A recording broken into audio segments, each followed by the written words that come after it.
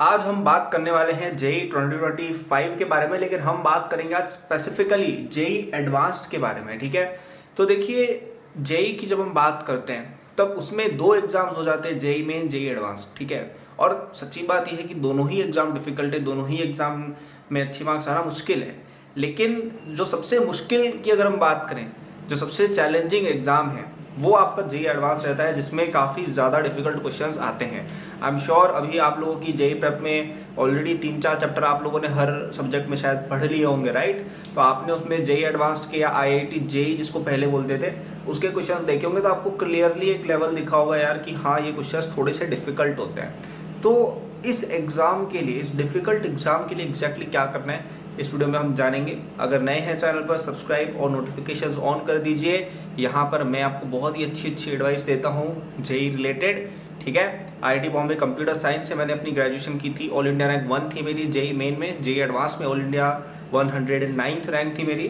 तो काफी आइडिया है मुझे इस एग्जाम के बारे में। थाउजेंड्स ऑफ बच्चों को हमने गाइड किया हुआ इस एग्जाम को क्लियर करने के लिए। सो सब्सक्राइब एंड नोटिफाई कर लीजिए, आपको काफी अच्छी गाइडेंस यहाँ मिलेगी, काफी ऑथेंटिक।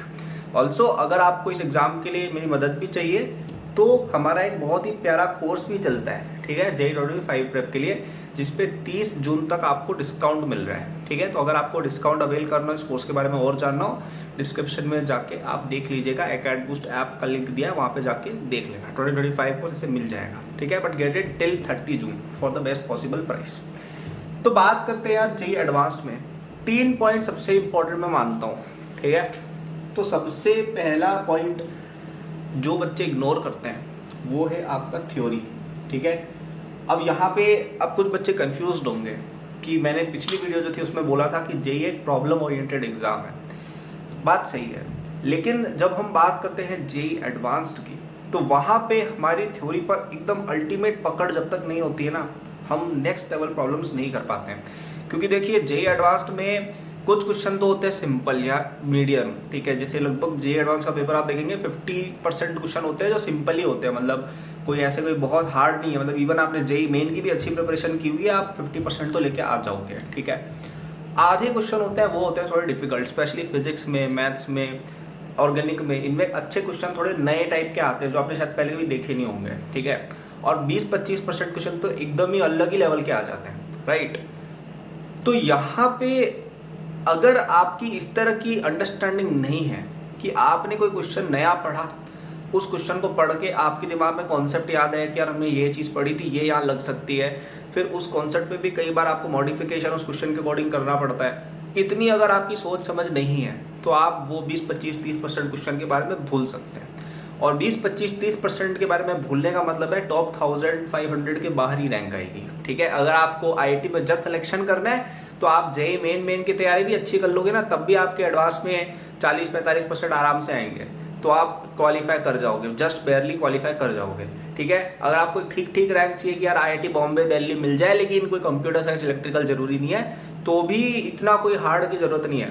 ठीक है, लेकिन अगर आपको एकदम एब्सोल्यूट टॉप के लिए एम करना है कि हमें तो टॉप 100 में ही चाहिए, हमें तो 200 में ही चाहिए, ठीक है, अब उसके अंदर कितनी आती है वो बहुत लास्ट डे फैक्टर पे भी डिपेंड करता है। ऐसा कोई गोल नहीं होता है कि अच्छा ये वाला कर लो फर्स्ट रैंक आ जाएगी, फर्स्ट रैंक लास्ट डे पर डिपेंड करती है काफी ज्यादा, राइट।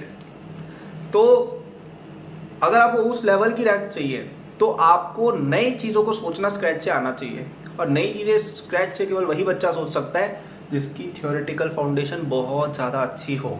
ठीक है, तो अब थ्योरेटिकल फाउंडेशन कैसे अच्छी कर सकते हैं? ठीक है, क्या कोचिंग की शीट पढ़ के अच्छी होगी? नहीं, क्योंकि देखिए कोचिंग की शीट में प्रॉब्लम क्या है कि कोचिंग की शीट प्रॉब्लम ओरिएंटेड होती है। ठीक है, वो आपको जेई मेन क्लियर करवा देगी, वो आपकी टॉप 2000 में रैंक एडवांस में ले आएगी, लेकिन वो जो एक्स्ट्रा बिट ऑफ अंडरस्टैंडिंग चाहिए होती है ना, जैसे फिजिक्स में स्पेशली चाहिए होती है, फिजिकली ऑर्गेनिक में भी चाहिए होती है, वो आपको नहीं मिलने वाली कोचिंग की शीट से। कोचिंग की शीट में आपको फॉर्मूले मिल जाएंगे, मेथड मिल जाएंगे, टाइप्स ऑफ क्वेश्चन मिल जाएंगे, which is good, but it is not enough for the best rank. तो यहाँ पे मैं 2 बुक सजेस्ट कर सकता हूँ। एक तो आपकी एनसीईआरटी एवरग्रीन है, और सच बता रहा हूँ एनसीईआरटी पढ़ के भी आपकी इतनी बेटर हो जाती है ना थ्योरी, सही में it makes a lot of difference. If you look at the theory of physics NCERT और फिजिकल केमिस्ट्री एनसीईआरटी, काफी अच्छी इसमें इंफॉर्मेशन दी हुई है। ठीक है, इसके अलावा अगर आपको और करना है तो मैंने आपको बुक्स बताई रखी है 3-4-5। HC वर्मा इनफ है मेरे हिसाब से फिजिक्स में। ठीक है, केमिस्ट्री में आप सोलोमॉन्स यूज कर सकते हैं, ऑर्गेनिक में एक ब्रूस एच महान नाम करके बुक आती है फिजिकल में, एक जेडी ली नाम करके बुक आती है इनऑर्गेनिक में। मैथ्स में तो कोई जरूरत नहीं है। तो ये मैंने आपको सारी बुक्स बता दी, ठीक है। अगेन ये सब आपका सब कुछ हो जाए उसके बाद सॉल्व करनी है, ऐसा नहीं अभी से बैठ के यही सब थ्योरी का ढिंडोरा पीटने लग जाओ। For 99.9% people NCERT plus coaching is more than enough for the theoretical part, ठीक है। दूसरा जो मुझे लगता है चीज लोगों को अफेक्ट करता है वो होता है अपने कंफर्ट जोन से ब्रेकआउट करना, ठीक है। कंफर्ट जोन से आपको बाहर जाना पड़ेगा, ठीक है। तो ये कंफर्ट जोन एक बेसिकली ऐसा जोन होता है जहां पे हम यूज्ड टू होते हैं कि यार ये चीज तो हमसे हो जाती है, ठीक है। अब कई सारे जो स्मार्ट किड्स होते हैं उनसे धीरे धीरे लेट से मतलब धीरे धीरे लेवल जब बढ़ता है तो पहले आपसे शायद अभी कोचिंग की शीट नहीं हो रही होगी तो आप एनसीईआरटी पे जाओगे, एनसीईआरटी आपसे शायद हो जाएगी, फिर आप कोचिंग की सिंपल एक्सरसाइज पे जाओगे, वो हो गई, थोड़ा और मेहनत करोगे आपसे कोचिंग की डिफिकल्ट एक्सरसाइज भी हो जाएगी। अब क्योंकि हम पे क्या होता है, देखो हमें एज ह्यूमंस ये बड़ा पसंद है कि हमें कोई काम भरा दिया गया और ये काम हमसे हो गया तो अब हम वी आर गुड, यार हमारे कोचिंग वाले सर ने ये वाली शीट करने को बोला था, हमने कर ली, बहुत बढ़िया। लेकिन एक चीज जो आप नहीं समझ रहे हो वो ये है बच्चों की ये कोई शीट आपकी आईआईटी वालों ने नहीं दी है, ये आपके किसी कोचिंग वाले सर ने दे दी कि अच्छा ये वाली शीट कर ली, इनफ है, ठीक है। लेकिन आईआईटी वाले ऐसा थोड़ी कह रहे कि भाई ये तुमने कर लिया तुम्हारा सिलेक्शन हो जाएगा, वो तो अपना बेस्ट देंगे पेपर में। आप क्या उस दिन परफॉर्म कर पाते हो बात उसकी है। तो आप कभी ऐसे रिलैक्स नहीं हो सकते हो कि अच्छा मैंने तो ये वाली बुक कर ली तो मैं तो अब सही हूं एकदम, अच्छा मैंने ये वाली कोचिंग की शीट सर ने दी थी पूरी हो गई, अब तो मैं बिल्कुल निकाल लूंगा आईआईटी, अच्छा मेरे कोचिंग सेंटर पर मैं फर्स्ट आ गया, अब तो मैं सिलेक्शन तय है। क्योंकि ये कोई छोटे मोटे कोचिंग की बात नहीं है, यहाँ पे ऑल इंडिया लेवल पर कंपटीशन है और इंडिया में कैसे कैसे बच्चे अभी आपको आइडिया ही नहीं है। साउथ इंडिया में जाओ, आप कोलकाता साइड में जाओ, ठीक है, बहुत सारे बहुत स्मार्ट स्मार्ट स्मार्ट बच्चे बैठे हुए हैं, ठीक है। तो आपको कभी ऐसे सेटिस्फाई नहीं हो सकते हो कि यार मेरे से अब हो गया, ठीक है। आपको अपने आप को कंटिन्यूअली चैलेंज करना पड़ेगा। जैसे अगर आपसे आपके एनसीईआरटी बन रही है, ठीक है, वैसे हालांकि जेईई एडवांस के लिए एनसीईआरटी तक नहीं होता है, वैसे भी एनसीईआरटी हो रही है तो आप कोचिंग के मॉड्यूल करेंगे, कोचिंग का मॉड्यूल हो रहा है तो आप फिर बुक पर जाएंगे, एचसी वर्मा पर जा सकते हैं फिजिक्स में, ठीक है। आपकी केमिस्ट्री में तो वैसे देखो सच बताओ इतनी जरूरत नहीं है, ऑर्गेनिक में थोड़ी बहुत कह सकते हो, सोलोमॉन्स पर जा सकते हैं। मैथ्स अगर हो रही है तो आप ए दास गुप्ता बुक पे जैसे जा सकते हैं, फिजिक्स में और ज्यादा हो रहा है तो आप इरोडोव पर जा सकते हैं, ठीक है। और हो रहा है तो आप पास्ट ईयर जो जेईई एडवांस के सब्जेक्टिव क्वेश्चन होते थे 1990s में आते थे सब्जेक्टिव पेपर, बहुत अच्छे पेपर होते थे, उन पे आप जा सकते हैं। ओलंपियाड के सेकंड स्टेज के paper, Indian national physics olympiad, Indian national chemistry olympiad, Indian national maths olympiad, Indian national astronomy olympiad, इनके क्वेश्चंस भी बहुत अच्छे होते हैं, जेईई एडवांस से भी काफी डिफिकल्ट होते हैं। तो वहां पे आप फिर जाएं, कभी अपने आप को ऐसे रिस्ट्रिक्ट मत कर दो कि अच्छा हाँ मेरे से अब ये चीज हो रही है तो मैं तो बड़ा अच्छा हो गया। जैसे ये स्पेशली जो स्मॉल टाउन में पढ़ रहे हैं ना बच्चे, उनके लिए काफी रिलेवेंट बात है। कोई कानपुर या डूंगरपुर या बांसवाड़ा या जबलपुर ऐसी जगह पर अगर आप पढ़ रहे हो तो वहां पे क्या है, बच्चों का इतना टैलेंट पूल नहीं होता है। तो वहां पर क्या होता है कि आप अपनी लोकल कोचिंग में 100 बच्चे पढ़ रहे हैं, उसमें तुम्हारी दूसरी रैंक तीसरी रैंक आ गई, खुश हो गए, अच्छा एक ही बच्चा आ गए। भाई इंडिया में 10 लाख बच्चे हैं, दिल्ली में देखो किस तरह के बच्चे, मुंबई में किस तरह के बच्चे, कोटा में किस तरह के बच्चे, हैदराबाद में किस तरह के बच्चे। तो वहां पे आप जब ऑल इंडिया लेवल कंपटीशन देखोगे तो आपको पता चलेगा आप कुछ भी नहीं थे और हो सकता है आप शायद आईआईटी की कट ऑफ भी क्लियर नहीं कर पाते। तो इसलिए कभी अपने आप को कंफर्ट जोन में नहीं डालना है कि अच्छा हमारी किसी एक छोटी मोटी जगह पे अच्छा हो रहा है तो हम बहुत बड़े हो गए, नहीं, आपको अपने आप को पुश करते जाना है। क्योंकि ये एग्जाम कोई ऐसा एग्जाम नहीं है कि इसमें इनफ प्रिपरेशन होती है, इस एग्जाम की कोई प्रिपरेशन इनफ नहीं है, आप जितना पढ़ोगे उतना कम है, ठीक है। तो हमेशा जितना आपसे क्वेश्चन हो रहा है उससे एक कदम ऊपर के ही क्वेश्चन आपको करने रहेंगे। तीसरी चीज जो मैं स्टूडेंट्स को एडवाइस करूंगा वो रहेगी कि आपको ना आउट ऑफ बॉक्स थिंकिंग जो होती है वो डेवलप आपको करनी पड़ेगी। अभी आउट ऑफ बॉक्स थिंकिंग क्या होती है, नाम तो सुना होगा। आउट ऑफ बॉक्स बेसिकली ये होता है कि अगर दुनिया कोई एक चीज के बारे में एक तरीके से सोच पा रही है, ठीक है, आप उस चीज से थोड़ा और बड़ी पिक्चर देख पा रहे हो कि अच्छा ये चीज ऐसे हो रही है, आप उसको और ज्यादा डेप्थ में समझ पा रहे हो, ठीक है। कि आप फॉर एग्जांपल जैसे ये वाला एग्जाम्पल मैं बहुत ज्यादा देता हूँ चैनल पर, जैसे फॉर एग्जांपल आपका वो चीज एक होता है मोमेंट ऑफ इनर्शिया के थ्योरम्स होते हैं, पैरेलल एक्सिस थ्योरम और परपेंडिकुलर एक्सिस थ्योरम, राइट। अब मैं आपको बताता हूँ, मैं जब 11th में था, ठीक है, वैसे ये 11th में पहले की बात है क्योंकि ये सब चीजें मैंने काफी पहले पढ़ ली थी, लेकिन जब भी मैंने चीजें पढ़ी थी, आई थिंक 9वीं 10वीं जब भी था, तो वो पता है मैंने वो थ्योरम देख के ऐसा सोचा नहीं कि अच्छा है थ्योरम है इससे कुछ क्वेश्चन कर लेंगे, ज्यादातर बच्चे ये सोचते हैं, ठीक है। मैंने ये सोचा कि यार ये थ्योरम आई कहाँ से, ठीक है। तो मैंने 3D ज्योमेट्री लगा के, वेक्टर अलजेब्रा लगा के मैंने परपेंडिकुलर एक्सिस थ्योरम प्रूव की थी, ठीक है। I am not sure but I think H Verma में प्रूफ दिया हुआ भी है उसका, ठीक है। लेकिन मैंने इंडिपेंडेंटली सोचा था कि यार ये चीज़ कैसे आई, और मैंने खुद से उसको प्रूव किया, ठीक है। और भी बहुत सारी चीज़ें हैं। अब जैसे फॉर एग्जांपल कई सारे जैसे गॉस लॉ है, ठीक है, उसके एप्लीकेशन करके कई चीज़ें सोची जा सकती है। फॉर एग्जांपल एक चीज़ आपने ये सोची देखी होगी ना कि एक शेल है जैसे, ठीक है, उसके अंदर आपका जो वो होता है इलेक्ट्रिक फील्ड 0 होता है, ठीक है। अब हालांकि ये तो गॉस लॉ से सभी बच्चे प्रूफ कर लेते हैं, लेकिन जैसे एक इस तरह की चीज़ें भी है, जैसे एक ये नहीं होता है, जैसे कोई कंडक्टर है, ठीक है, इसके अंदर इलेक्ट्रिक फील्ड के अंदर सर्टेन लॉज होते हैं कि जैसे ये बीच में तुमने कुछ काट दिया तो इसमें कुछ ऐसा इलेक्ट्रिक फील्ड रहेगा, ठीक है। ये सब चीज़ें मैंने खुद से सोच के प्रूफ की थी थियोरेटिकली, मन में सोच के, मतलब जो वो नहीं होता है थॉट एक्सपेरिमेंट कहते हैं जिसको, वो चीज़ करके मैंने इस तरह की चीज़ें प्रूव की थी, ठीक है। या फिर जैसे एक इस तरह की चीज़ होती है कि ओम्स लॉ है जैसे, ठीक है। अब जैसे एक वायर, इसका रेजिस्टेंस इसके लेंथ से डायरेक्टली प्रोपोर्शनल क्यों है, एरिया से इन्वर्सली प्रोपोर्शनल क्यों है, या सीरीज में जब हम रेजिस्टेंस लगाते हैं तो हम कहते हैं कि सबसे ज़्यादा रेजिस्टेंस इक्विवेलेंट हो सकता है, तो क्यों होता है। अब जब हम उनको पैरेलल में लगाते हैं सबसे कम रेजिस्टेंस हो सकता है, क्यों होता है। तो मैंने इसके एक ऐसा आर्ग्यूमेंट बनाया था कि अच्छा अगर हम रेजिस्टेंस को ऐसे पैरेलल में लगा रहे हैं तो रो एल बाई ए वाले फॉर्मूले से इनकी लेंथ सबसे ज़्यादा मैक्सिमल हो सकती है अगर उनको बिल्कुल सीरीज में लगाएं, और एरिया मिनिमाइज रहेगा, इसलिए ये मैक्सिमल हो रही है।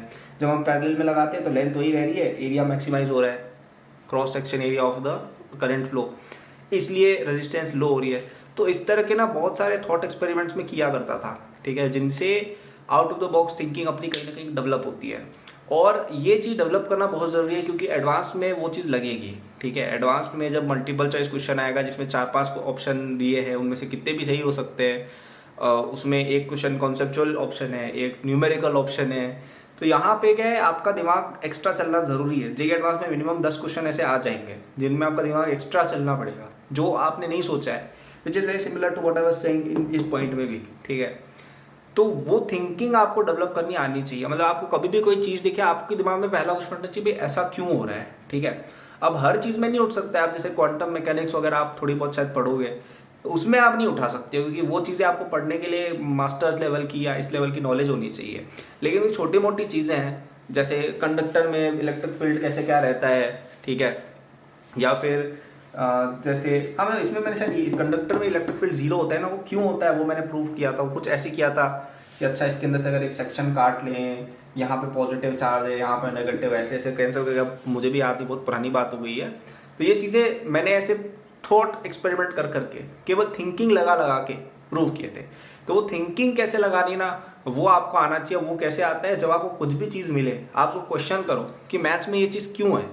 पीएनसी में काफी होता है ये, पीएनसी में काफी अच्छे क्वेश्चन प्रोबेबिलिटी में बन सकते हैं just based on your thinking. Probability में नहीं होता है पीएनसी में कि यार आप सर ने कुछ भी मतलब कुछ भी ऐसे एलिगेंट सा सॉल्यूशन सोच के कर दिया, तो वो कैसे सोच रहे हैं वो सब आना चाहिए। ये सब थिंकिंग डेवलप करने के तरीका एक तो मैंने प्रूफ वाला बताई, एक आप ओलंपियाड के पेपर जैसे मैथ्स ओलंपियाड का पेपर है वो आप सॉल्व किया करो, उससे काफी थिंकिंग डेवलप होती है। या इरोडोव जैसी बुक्स हैं या फिजिक्स ओलंपियाड के पेपर्स हैं वो सॉल्व कर सकते हो, उनसे काफी थिंकिंग डेवलप होती है। अब देखो ये सब चीजें चाहिए नहीं होती जेईई एडवांस में, मतलब कई लोग बोलते हैं इरोडोव क्या जरूरी है, लेकिन अब मेरा सवाल आपसे ये है कि कितना चाहिए आपको, ठीक है। अब कुछ लोग बोलते हैं कि यार हमें बिलियनर बनना है, फिर उसमें बोलते हैं कि यार बिलियनर बनने की क्या जरूरत है। सही बात है, बिलियनर बनने की कोई जरूरत नहीं है। जो भी हमें अच्छी चीजें चाहिए होती है लाइफ में वो थोड़े कम पैसे में भी हो जाती है। लेकिन लोग क्यों बनते हैं, अंबानी क्यों बनते हैं, लोग अडानी क्यों बनते हैं, मेहनत क्यों करते हैं वो क्यों, क्योंकि उनको अंदर से है यार कि हमें इतना अपनी तरफ से करना है। तो वैसे ही आपको भी होना चाहिए। अब आईआईटी में जाने के लिए तो 5000 रैंक भी इनफ है। अब आपको कितनी आईआईटी में जाना है, आपको ऑल इंडिया रैंक कितनी चाहिए वो आप पे, ठीक है। आपका अगर ज्यादा एपेटाइट है पढ़ाई का तो आप थर्ड पॉइंट पे फोकस करें, अदरवाइज पहले दोनों पॉइंट पे मोर देन इनफ है, ठीक है। सो आई होप इस वीडियो से आपको हेल्प मिली हो जेईई एडवांस के लिए अपना आपको ओरिएंट करने के लिए। अगर आपको और हेल्प चाहिए तो आप हमारे जेईई 2025 कोर्स पे एनरोल हो सकते हो। उसमें आपको एडवांस लेवल तक की पूरी प्रिपरेशन कराई जाएगी, मैंने खुद उसमें पढ़ाया हुआ है आपको, और उसमें आपको प्रैक्टिस के लिए डीपीपीज भी मिलेगी, उनके सोल्यूशन भी आपको मिल जाएंगे, ठीक है। टेस्ट सीरीज मिलेगी, उसका भी सोल्यूशन है, और अभी at a very good price आपको वो मिल रहा है। तो उसमें 2025 तक वाला वैलिडिटी पैकेज है वो आप लीजिएगा, क्योंकि वो आपका पूरा जेई एडवांस्ड 2025 तक लास्ट करेगा। तो एक बार अभी आपने पेमेंट किया, फिर आपको कभी कुछ नहीं देना है, आपका 25 तक आप आराम से उसको पढ़ते जाओ, अनलिमिटेड, जितना इच्छा है जितनी बार आप रिप्ले करना चाहो करो, जितनी बार टेस्ट देना है दो, जितनी बार प्रैक्टिस शीट करनी है, जो करना है कर सकते हो। ठीक है, सब कुछ आपको डे 1 पे मिल जाता है। कोई ऐसा नहीं है कि अच्छा इस दिन लाइव आओ, इतनी बजे लाइव आओ, कोई ऐसा लफड़ा नहीं है। डाउट वाउट भी आपके सब सॉल्व हो जाएंगे, क्योंकि सब चीज का सोल्यूशन दिया है। ठीक है, आपको सारे लेक्चर 11th प्लस 12th मिल जाएंगे, आपको जब टाइम मिले आप अपने हिसाब से पढ़ सकते हो।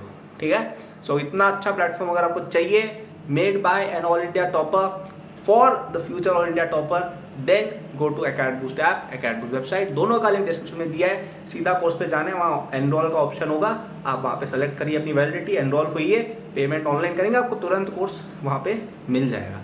पेमेंट के भी बहुत सारे तरीके हैं, यूपीआई, नेट बैंकिंग, कार्ड, सब चीजें। ठीक है, मजा आएगा यार, उधर आओ। आपको अगर ये वीडियोस अच्छी लगती है, आपको वो कोर्सेस बहुत ही अच्छे लगेंगे। ठीक है, thank you for watching, good luck.